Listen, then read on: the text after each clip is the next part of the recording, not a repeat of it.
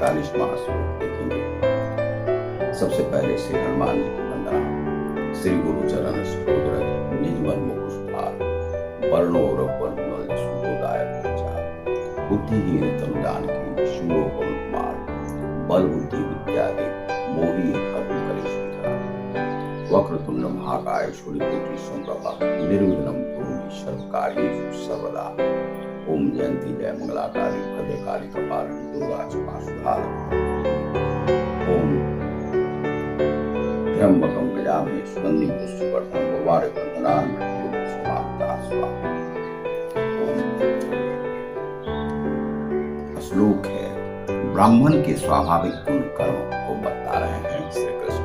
यहाँ पर श्लोक है, समो दम अस्तप शौचम शांति राज मेव च, ज्ञानम विज्ञान मा अस्ति क्यम ब्रह्म कर्म स्वभावजम। ब्राह्मण के स्वाभाविक कर्मों को कहते हैं श्री कृष्ण अर्जुन को बता रहे हैं। सम अर्थात चित्त का उपक्रम, दम अर्थात ब्रह्मेंद्रियों का उपक्रम, तप शरीर संपाद्य तपस्या, शौच अर्थात बाह्याभ्यंतर शुचि, शांति क्षमा, आर्जव अवक्रता, ज्ञान शास्त्रीय ज्ञान, विज्ञान अनुभव, आस्तिक्य अर्थात परलोक। इस प्रकार का निश्चय ये समस्त ब्राह्मण के स्वभावजात कर्म है। अर्थात उन कर्मों में क्या है, शम अर्थात जो उपरम है, और दमन भी करना है, जो कि नियमों का पालन नहीं करते हैं उसका भी दमन। तप, और तप जो है तपस्या ब्राह्मण का लक्षण है, वह प्रारंभ से ही जन्मजात होता है। दूसरा है कि बाह्याभ्यंतर अर्थात जो बाह्य शरीर की जो शुचि है उसके साथ क्रिया योग करना आवश्यक है। आंतरिक शुचि योग से होता है, बाहरी जो शुचि है अर्थात साफ सफाई स्वच्छता वह स्वयं करना होता है। शांति, कोई गलती कर दिया है तो उसको क्षमा करना भी ब्राह्मण के लक्षण में आता है। और अवक्रता, कोई दुष्टता करता है और उसका शास्त्रीय ज्ञान पर प्रबल जोर रहता है, वह शास्त्रीय ज्ञान का ज्ञाता होता है और लोगों को शिक्षा देना भी उसका कर्म होता है।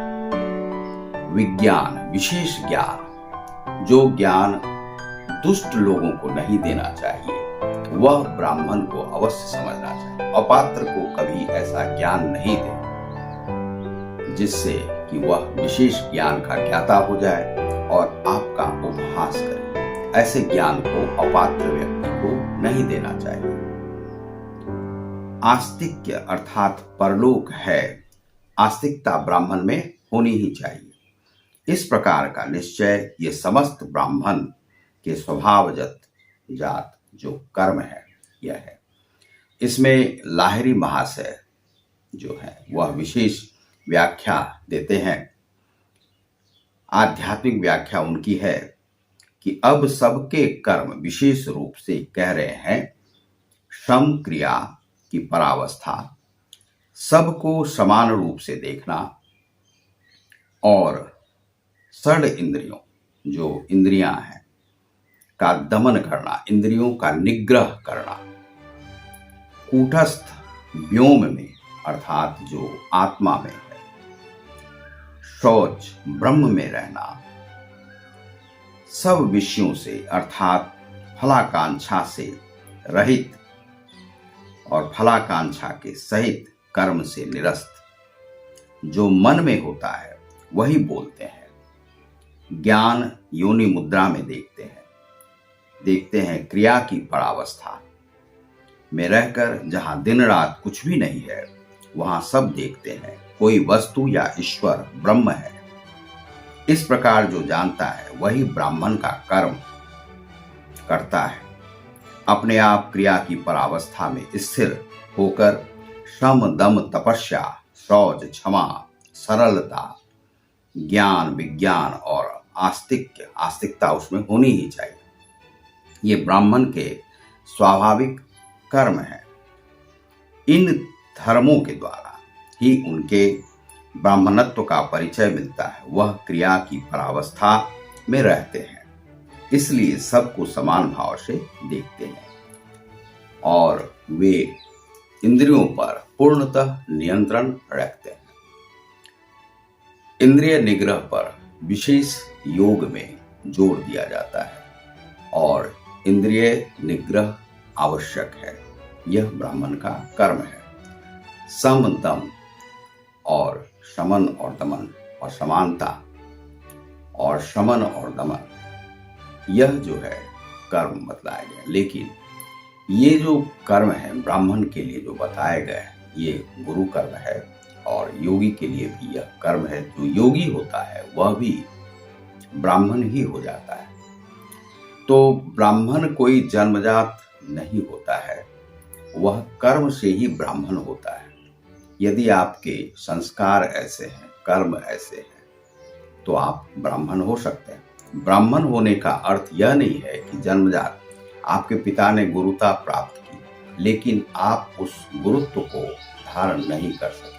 आपके पिता योगी थे, लेकिन आप योगी नहीं हो सके, तो इसका आप जो है सो आपने तिरस्कार किया ब्राह्मणत्व का, और ब्राह्मणत्व का तिरस्कार करने के बाद आप ब्राह्मण धर्म से अस्खलित हो जाते हैं और अलग हो जाते हैं, तो आप ब्राह्मण नहीं रहते। लेकिन वही कोई यदि शूद्र जाति में जन्म लिया है और वह ब्राह्मण का कर्म करता है, तो वह ब्राह्मण होता है। उसका भी इंद्रिय निग्रह है और वह ईश्वर को देखता है, ईश्वरवत कार्य करता है, योगी है और सबके साथ समानता का भाव रखता है और मन में प्रपंच नहीं रहता है, तो वह जो है ब्राह्मण है, योगी है, योग करता है, आध्यात्म से जुड़ा हुआ है, आस्तिकता उसका विशेष गुण है। और वह यदि ईश्वर को लोग ईश्वर का भंजन करते हैं, ईश्वर से अलग रहते हैं, तो वह बताता है नहीं ईश्वर है। ईश्वर में मान लीजिए कि ईश्वर नहीं भी है, आप आस्तिक नहीं है, नास्तिक है, तो उससे क्या होने जाने वाला है। ईश्वर मान लीजिए नहीं है दुनिया में, लेकिन आपकी जो आस्था है, ईश्वर को हम क्यों नहीं माने कि ईश्वर है? क्योंकि हमने पहले भी बताया है कि यदि हम हैं तो ईश्वर भी है, क्योंकि हम हैं तो ईश्वर है।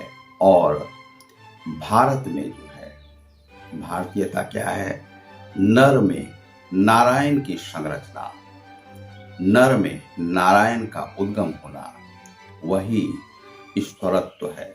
और ईश्वरत्व की प्राप्ति आप योग के माध्यम से इसी जीवन में कर सकते हैं। यही योग है, यही ब्राह्मणत्व है, यही लाहिरी महाशय ने कहा है। आप ब्राह्मणत्व की प्राप्ति इस पृथ्वी पर कर सकते हैं। आप ब्राह्मण नहीं भी हैं किसी भी जाति में, लेकिन ब्राह्मणत्व को इस संसार में रह करके प्राप्त कर सकते हैं। यदि आपने धर्म की रक्षा को ठान लिया है तो भी आप ब्राह्मण हैं। अपने सनातन धर्म की रक्षा करते हैं तब भी आप ब्राह्मण हैं।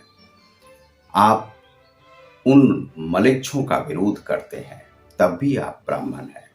आप अपने सनातन धर्मियों के लिए समानता का भाव रखते हैं तब भी आप ब्राह्मण हैं। अपने धर्म की रक्षा करना, अपने इस भारतीयता की रक्षा करना, अपने भारत भूमि की रक्षा करना, क्योंकि भारत भूमि जो है विश्व के सभी देशों से यह जो है गुरुओं की भूमि है। बहुत सारे लोग गुरुओं का विरोध करते हैं। गुरु कौन है? वह नहीं है कि जो दीक्षा देता है वही गुरु है। गुरु का धर्म जो निभाता है, ब्राह्मणत्व को जो निभाता है, वही गुरु है। और गुरु किसी से द्वेष नहीं रखता है। सनातन धर्मी किसी से भी द्वेष नहीं रखता है। धर्म की रक्षा के लिए वह अस्त्र शस्त्र भी उठा सकता है, वही गुरु है। योगी है, लेकिन धर्म की रक्षा के लिए वह अस्त्र शस्त्र भी उठा सकता है और अपने जो ज्ञान ज्ञाता का जो यह शास्त्र है, उन शास्त्रों की रक्षा के लिए जो अस्त्र शस्त्र भी उठा सकता है वही ब्राह्मण है। तो आप देख रहे हैं ग्लोबल योग गीता को। बहुत बहुत धन्यवाद। नमस्कार।